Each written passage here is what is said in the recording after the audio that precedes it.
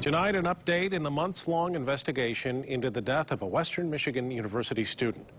Charges have been filed now against the drunk driver allegedly responsible.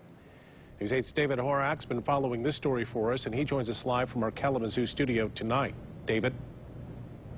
Good evening, Brian. It's been almost 3 weeks since the parents of Bailey Broderick demanded charges against the person who they say was behind the wheel and under the influence on that November night. And now their calls have been answered. Well, it made me cry.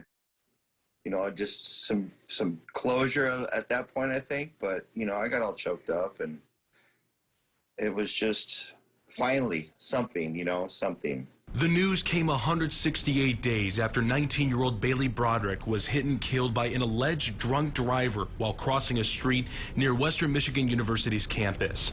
Now, criminal charges are on the docket against the person Bailey's parents, Craig and Colleen, say killed their only child. It feels better knowing that this step has finally happened after 5.5 months. Court documents show a total of 3 charges against the driver: a felony of operating under the influence or while impaired by liquor causing death, and then 2 misdemeanors: moving violation causing death and having a BAC of 0.02 to 0.07% while under the age of 21. According to the Broderick family, the driver was 19 at the time of the crash. I don't know what it's going to take to get through people's heads that you can't do it.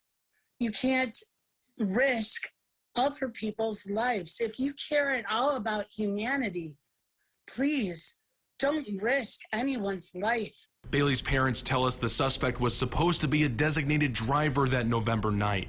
With this major checkpoint in the investigation, they are relieved justice is one step closer for their daughter. The decisions and the lack of responsibility he had that day, the choices he made, changed our lives forever and took Bailey's away from her.